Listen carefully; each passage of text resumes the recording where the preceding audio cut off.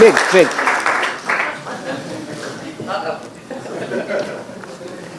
The figures she's quoted, the experience that Meg Whitman has, you are coming to a country that has a business mogul, as ambassador, who will guide you, who knows how things are done.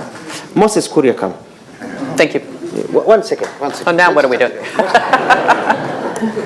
This gentleman here, Moses Kuria, a well-studied businessman all over the world, together with Meg Whitman, are in a position when you come to Kenya to know that they are not just government officials, but your friends who want you to make money, because that's your business. So yeah. But I want us, and I'm doing this on behalf of Kenya. I want us to hold Meg Whitman's hands here. And thank you. And this is a way of saying thank you. You're welcome. That thank you. We have a good friend. Thank you. Thanks a lot. I appreciate it. Thank you. Thank you. It is now my pleasure. What we are doing is we are providing an environment that is conducive for investment, starting with the strategic trade and investment partnership that we are discussing.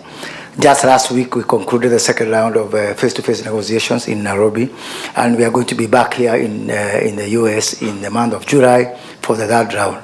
And I'm very certain that by close of the year, God willing, we are going to put pen on paper for the first ever strategic trade and investment partnership by the United States in the continent of Africa. This should really speak to you, and it should really to speak to your checkbooks and to your pockets as you make this decision. So this is a manifestation of the commitment of the government of Kenya and the government of the United States to ensure that your investments are safe and that we really provide an environment that is good for your business.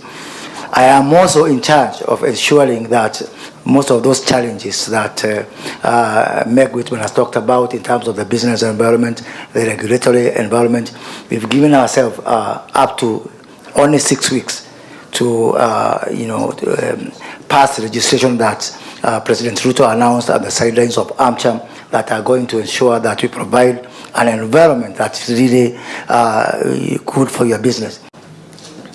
Let me talk about corruption. As a senior government official who served in this government, I have never seen such dedication of the present cabinet that I sit in, led by our President William Ruto, to fight corruption. We have given and empowered the police, all the agencies dealing with corruption. They are not tied to the government. They are independent. They can investigate everyone, including the president. They are free of any chains. That means now the government of Kenya has decided that we are fighting corruption in a way that has never been fought before, and that when you come as an investor, you will not have any problems in terms of people asking for bribes or other issues. We've taken care of that. And if anybody tries to ask you for bribe, just talk to me or Meg Whitman. We'll deal with them. Moderna is opening a huge factory in Kenya sometime in June. We're going to agree on the dates. They have come, they have looked at Kenya, they have looked at everything, and they say that they are going to open their only big factory in Africa in Kenya. Why? Because they believe that that is the next frontier, and they'll be breaking ground in a month or two in Nairobi. Labor in Kenya, and I want to repeat something I said yesterday. Kenya is second to none when it comes to labor. We are very Americanized, extremely Americanized in Kenya. You'll find Kenyan population is well-spoken, they are young, they are dynamic, they are well-educated, they are fast on their feet, and they get along with people, and generally very good-looking. So you'll find that you'll get good labor. It's basically plug and play. And if you look at all the companies operating in Kenya, they don't even have to import people from outside. You come to Kenya, you'll find engineers. You'll find well-trained people in all fields who can work and make you money immediately. So there's no, that issue. You go and then you have to train people. And then because we speak American English, then it becomes very easy. Without climate change is real. The move from fossil fuel towards green energy is not a matter of if, but when. And this is a great opportunity, and I want to echo what she said. Kenya has 92% of our energy. 92% is renewable energy. Geothermal, solar, wind, etc. We want to move to 100% by 2030.